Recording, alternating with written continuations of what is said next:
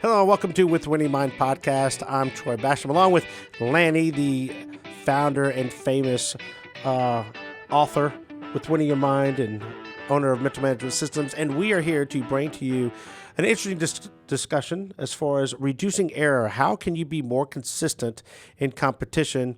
And we think you can do that by doing one thing: reduce error, which means you minimize your mistakes. Now, this is something that we are in business because people do this a lot. They make mistakes. They can't reduce error. They make a lot of error. In fact, they make a lot of mental error. And then they come to people like us and they say, look, how do I get consistency? So I'm going to throw out a scenario and get your opinion, and then maybe give a few tips to our audience on how they can become more mentally consistent. So the first example I want to give is we're in the middle of the NFL playoffs at this time of recording. And one of the things that I thought is very interesting is if you take the teams that have won, except for one team, the Kansas City Chiefs is the only team, but in this year's playoffs, the team that has lost the turnover battle lost the game. So if you can win the turnover battle, it means you turn the ball over less than your opponent, you greatly improve the probability of winning. And in this case, they did. Only the Chiefs were able to overcome that. Now, in the Bills' defense, there's only one turnover that was made in that game. So when you look at turning the ball over multiple times, it becomes very difficult to come back. So my argument would be, if you were one of these teams that turned the ball over, if you didn't turn the ball over, I think the outcome would have been quite different. It would have been you would win and the other opponent might not have won, especially in some of these games that were close, even with the turnovers. The other scenario I'll bring to you is more of a individual sport instead of a team sport, which is an athlete is going, let's say it's like a golfer, they're playing really well, but they get to that last hole, and the thought is, oh my gosh, I'm going to do really good, otherwise I won't keep this good score. And then they change how they think, they change what they do, and next thing you know, they double bogey, and they don't end as good as they can. In our sport, we're shooting maybe a 10-shot string, and you get to that 8th, 9th, 10th shot, and you're shooting really good, and the thought crosses your mind, oh, if I keep this up, I'll have a perfect string. I'll have 100 out of 100. Or in archery, they shoot 6 arrows in an end, or 3 arrows indoors, and they get to that 3rd arrow, and they go, oh my gosh, shoot one more, I got a perfect score. And it winds up not being a good shot. It's not a good score. In both of these scenarios, the same thing's happening. They're creating a mental mistake, and they're causing performance to change, and it's not helping them, it's hurting them. So what is an athlete to do in these scenarios? Well, which one do you want to talk about first? I take the easy one. Let's go with the proactive one, like our sport, archery and golf. I'll give you an example from personal example. Back when I was shooting, they don't do this anymore, but when I was shooting, if you tied for a medal, they broke the tie with the last 10 shots. Well, so all of us knew that last 10 shots, we're shooting 12 10-shot strings. So that last 10-shot string played into the tie, broke the tie.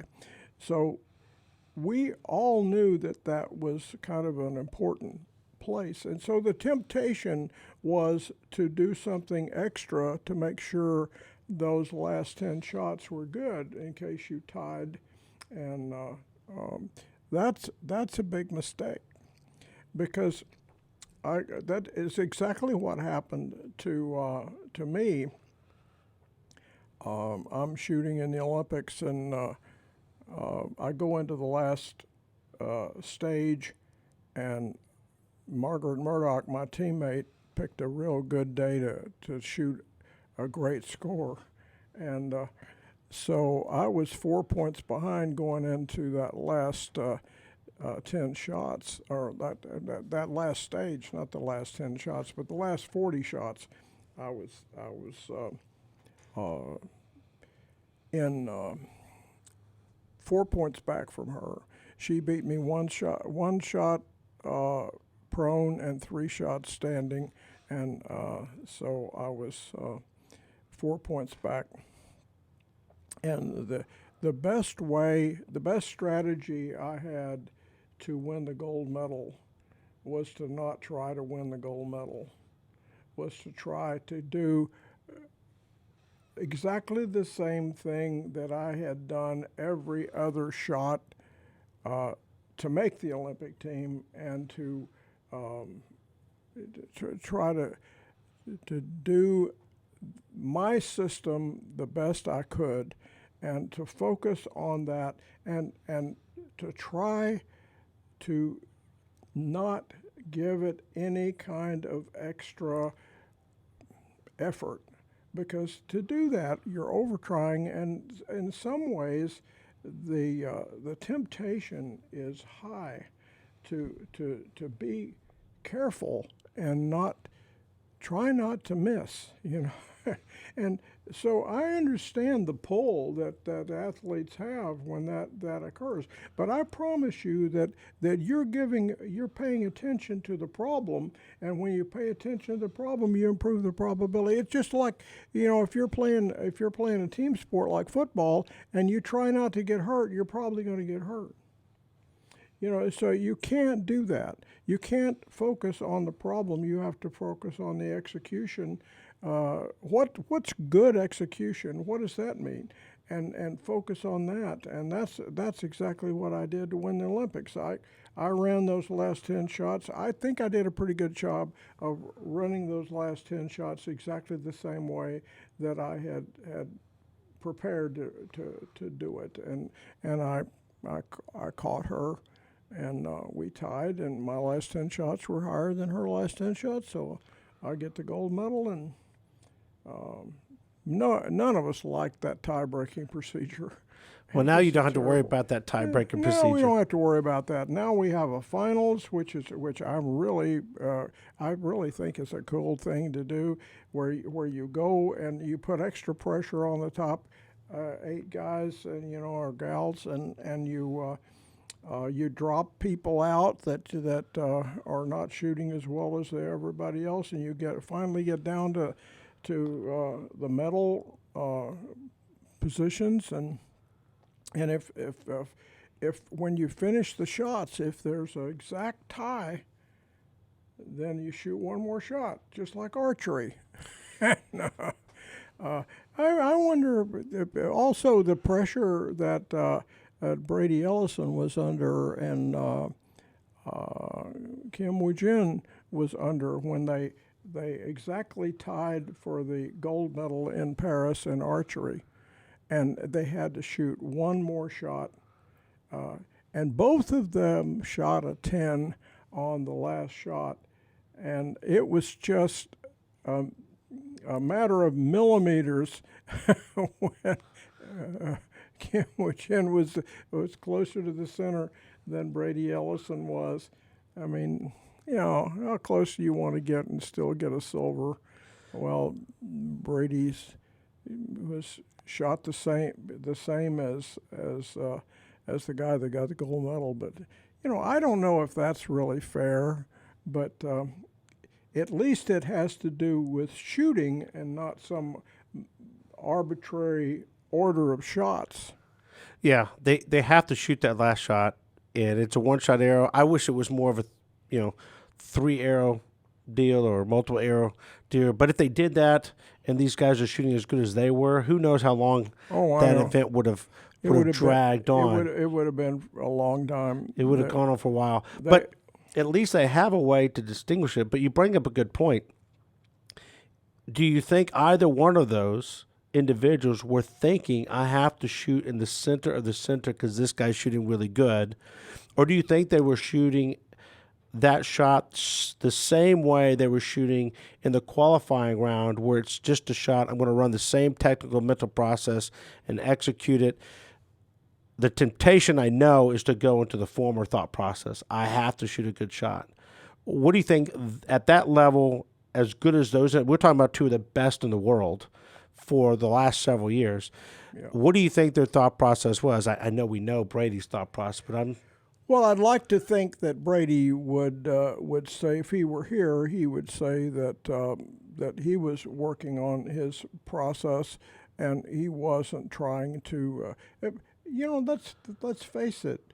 If there was a way to think about the center, if that really worked, then you that would be your primary process. And whatever his primary process was, whatever he chose to think about before, during, and after a shot, I would hope that he would say, "Well, I'm going to run that same thing, and I'll take what I get, because if I try to do something different, the temptation is that you're going to overtry, and when you overtry, most of the time that's causes a poor shot." So I would hope that, I have no idea what Kim Woo Jin was thinking, but I'm guessing he was thinking very similar to what he was thinking the shot before and the shot before and the shot before. I think so. I think he was looking at it from this direction. I think he was looking at it from, I'm going to shoot, and good luck if you can beat this. And I think Brady did the same thing, and that's what made the shoot-off so exciting and why they were shooting such high scores, is because they're not getting involved in the environment. They're And sticking with the process. one of the great things about archery, and those of you that may not be archers, especially Olympic archers, may not know that all of the Olympic finals are videoed and are available to watch during Olympic year. I don't know if they're still online or not, but we were able to watch the archery finals, the rifle finals, all of the sports finals, because they're recorded and made available to the world while the Olympics are going on, and it's recorded. So if the time change is inconvenient for you, you don't want to get up in the middle of the night to watch it if the Olympics is halfway across the world from you, but you can watch those replays of those events. And one of the big differences between the sports is that some sports, like in my sport, or in where we were all on the line at the same time, and we were all shooting at the same time. While we're competing, we were not aware of how our competitors were doing until after the targets were scored. But today, with electronic scoring, I mean, your position is instantaneous, and when in archery in the Olympics, you're shooting against each other, and so they knew they had to get a 10 in order to win. Both of them knew they had to get a 10 in order to win. So I think the reason that they got 10s was because they stayed with their process, and which is what we've been preaching all along. And no matter what the pull is, it's sometimes people have problems with first shot, last shot, those kind of things, and you can talk about that. We were talking before we started videoing about one of your clients had a problem with the last shot. Yeah, they had a problem with the last shot, but just kind of finishing up with what you're talking about is sometimes sticking with what works the best. Yeah. I remember in college we had a guy on the basketball team, Marlon Maxey, big guy, tall guy. He went and played for the Minnesota Timberwolves for a few years after he graduated, but he played this video game called Double Dribble, and he knocked on my dorm room and said, "Hey, I heard you play this video game, Double Dribble." I said, "Yeah, I play that game." And well, he was like, "I'm the best there is." And when he held the controller disappeared in his hands. You could not see it. His hands were so big. And we played. He beats me by like 5 points. And he goes, "Nobody gets within 10 points of me. We're playing again." And he beats me by 2 points. And then I started realizing that there was this one particular move that he kept doing over and over and over. and I couldn't stop it. And so I'm like, well, if I'm going to beat this guy, I got to figure out how to stop that move. Or I can, instead of changing away from what's working for me, I can stick with what I'm doing and see if I'm better at making that consistent versus what he's doing consistent. The third time I was up beating him by 2 points because there's a glitch in the video game where if you went up to the top corner to do a 3-pointer, you almost were guaranteed to get the 3-pointer. And so I was doing that over and over, and he was doing something different. But the temptation of changing what I was doing to try to stop him was high. But I noticed that, well, wait a minute, he's not stopping this. What if I just kept doing that, but it's more consistent doing that? So I think sometimes sticking with what works and staying with it is also an advantage. But reducing error, mental error, is the easiest error to reduce in competition. So the example you're talking about with, this was a particular individual in archery. And indoor archery is a little bit different than outdoor archery, where they're shooting 3 arrows and they got 3 shots on one end. So you know what you're shooting. You shoot a 10, you shoot 10. Well, if you shoot another 10, you get 30 out of 30. That's the highest you can get. So what do you think that they're going to do? It's very tempting for them to think about, oh, I can get a 30. Don't screw up, And this particular individual, she goes, every time I shoot 2 10s in a row, the third one, it's not good.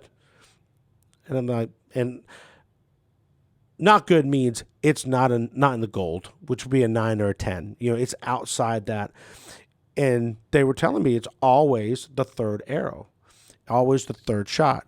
Now, I asked the question, okay, in outdoors, it's a 6-arrow end. I said, in outdoors, does this happen in outdoors? She goes, well, the third shot is fine.